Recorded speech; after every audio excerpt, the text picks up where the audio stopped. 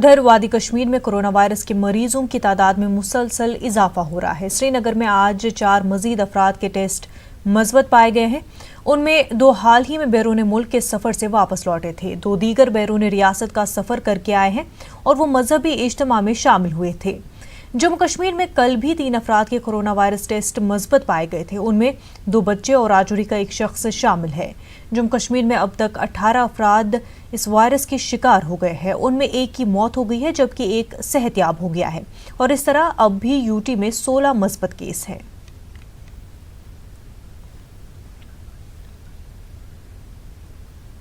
मुल्क भर के साथ साथ जम्मू कश्मीर में भी लॉकडाउन जारी है। आज श्रीनगर के कई रास्तों पर मजीद रुकावटें खड़ी कर दी गई थी ताकि लोगों की नक्लो हरकत को रोका जा सके। कोरोना के डर और खराब मौसम की वजह से आज लोग घरों के अंदर ही रहे। श्रीनगर में सुबह से ही पुलिस गाड़ियों के जरिए शहर में दफा 144 से नाफिज होने और लोगों को घरों में रहने की तलकीन कर रही थी।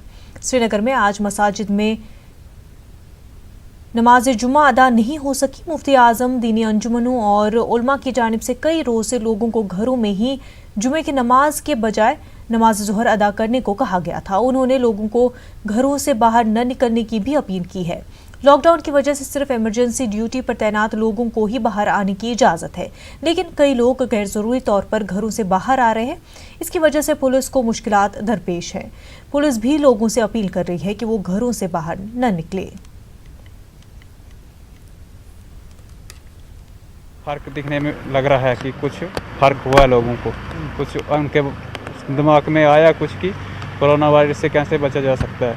जो फोर्सेस है वो देख के ही उनको छोड़ रहे हैं, जो ज़रूरी है तो उनको डाल रहे हैं, उनको छोड़ रहे हैं। मतलब तो जो बाकी ऐसे हैं तो उनको कोई नहीं छोड़ रहा है घूमने के लिए, ऐसे ही कोई आगे पीछे जाने ऐसे लोग आते हैं जो गैर ज़रूरी भी आपने देखे कि जी ऐसे भी आते हैं, लेकिन हम यहाँ जो सिक्योरिटी फोर्स है वो कोई नहीं छोड़ रही उनको। तो जो जिनको ज़रूरी है, किसी को हॉस्टल जाना है, कहीं जाना है, तो उनको बाज़ाब्ता छोड़ रहे हैं उनको। हमारा यही कहना है कि वो अंदर रहें, सेफ रहें, अपने महफूज रहें। ये जीवन एक बार मिलता है, बार बार नहीं मिलता है। इससे जो वायरस है हमारा यहाँ इंडिया में आया हुआ है, इससे पूरी तरह से लड़ें और अंदर बैठें।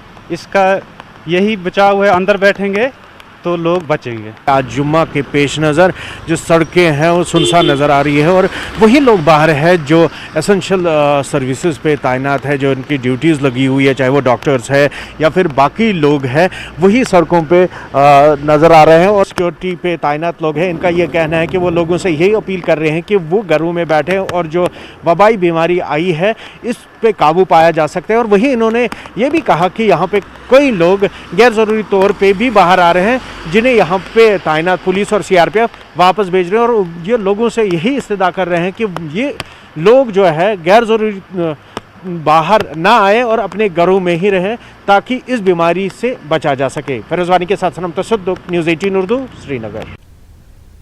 इस बीच जम्मू शहर समेत पूरे खित्ते में भी आज लॉकडाउन का काफ़ी असर देखने को मिला।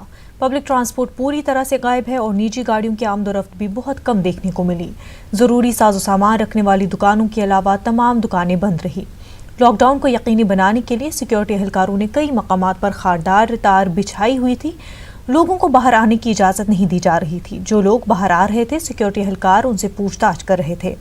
इमरजेंसी सूरत हाल में ही लोगों को चलने की इजाज़त दी जा रही थी। इंतज़ामिया लोगों से मुसलसल अपील करती रही कि अपने घरों में ही रहें। कोरोना वायरस से निपटने और उसे मजीद फैलने से रोकने के लिए इंतजामिया की जानिब से कई इक़दामात उठाए जा रहे हैं। जम्मू कश्मीर इंतजामिया ने पंजाब, हिमाचल और लद्दाख से जुड़ने वाले सरहदों को बंद कर दिया है। इसकी वजह से बैरून रियासत के कई लोग श्रीनगर में फंस गए हैं। जम्मू कश्मीर में बैरून रियासत से कई लोग काम करने के लिए आते हैं। लॉकडाउन की वजह से इन अफराद को काफ़ी मुश्किलात का सामना करना पड़ रहा है। इन लोगों ने इंतजामिया से अपील की है कि इनको यहाँ से अपने घरों तक पहुँचाने का कोई बंदोबस्त किया जाए। आए थे, काम करने के लिए आए थे, रोजी रोटी के लिए इधर आए थे। अब हम इधर फंस गए, काम भी नहीं है और खाने को पैसा भी नहीं है, तो खाना भी नहीं है खाने को। IRTC गए, वो बोलते थे DC दफ्तर जाओ, उधर से पास लेके आओ, फिर आपको लेके जाएंगे। तो अभी हम उधर जाएंगे, अगर मिल गया तो जाएंगे, नहीं तो फिर इधर ही है, क्या करेंगे। पुलिस वाले ने वापस भेज दिया, कहता नहीं इधर जाओ, इधर नहीं आने देंगे। अभी क्या करना है।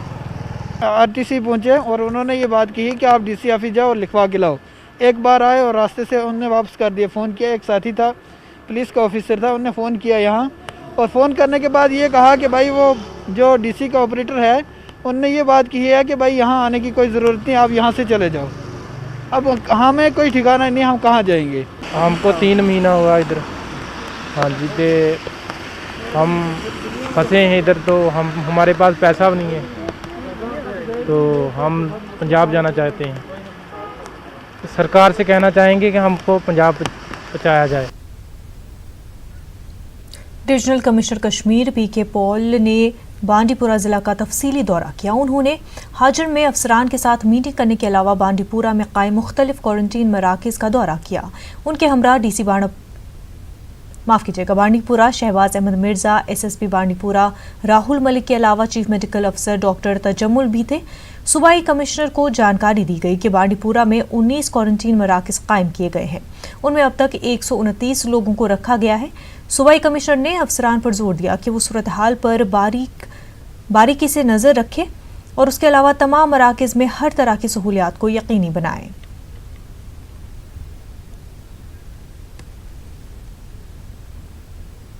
जम्मू कश्मीर के secretary health and medical education Atal Dulloo ने लोगों से अपील की है कि वो जम्मू कश्मीर में कोरोना वायरस से निजात पाने के लिए ताउन दे। न्यूज़ 18 उर्दू जम्मू कश्मीर के एडिटर मनोज कौल के साथ खास बातचीत के दौरान उन्होंने अपील की कि जो लोग बैरून ममालिक या बैरून रियासत का सफ़र करके लौटे हैं वो अपनी तफसीलात न छुपाएं। का सिनेरियो है, आपने देखा कि कुछ यहाँ भी तादाद बढ़ने लगी है, एक डेथ भी रिपोर्ट की गई, और क्या लगता है कि एक राइज पर है? कुछ राइज तो हुआ है पिछले 2-3 दिनों में। मैं आपको आंकड़े कुछ बताना चाहूँगा कि हमने अभी तक कुछ 379 लोगों का टेस्ट किया है, जिसमें 341 लोगों का टेस्ट नेगेटिव आया है। तो लेकिन जहाँ तक क्वारंटीन में जो लोग रखे गए हैं, अंडर सर्विलेंस हैं, वो लगभग कोई 5400 के करीब हैं, और इसमें से 3000 के करीब लोग ऐसे हैं जो होम क्वारंटीन में हैं, जिनकी फॉरेन ट्रैवल की हिस्ट्री है, और 3600 ऐसे लोग हैं जिनको एडमिनिस्ट्रेटिव क्वारंटीन में रखा है, होटलों में रखा है, सराइज में रखा है, और 117 ऐसे हैं जिनको सिम्टम्स हैं, उनको हॉस्पिटल्स में रखा गया है। इसका मतलब नहीं है कि सारे के 117 के पॉजिटिव हैं, इसमें से बहुत सारे लोग ऐसे हैं जो नेगेटिव हैं, लेकिन इनका सिम्टम है तो इनका इलाज चल रहा है। तो इस वजह से हम कॉपरेशन चाहते हैं पब्लिक का कि अगर किसी की ट्रैवल हिस्ट्री हो बाहर जाने की और उसको सिम्टम्स डेवलप हों तो इमीडिएटली वो हेल्थ फैसिलिटी को रिपोर्ट करे।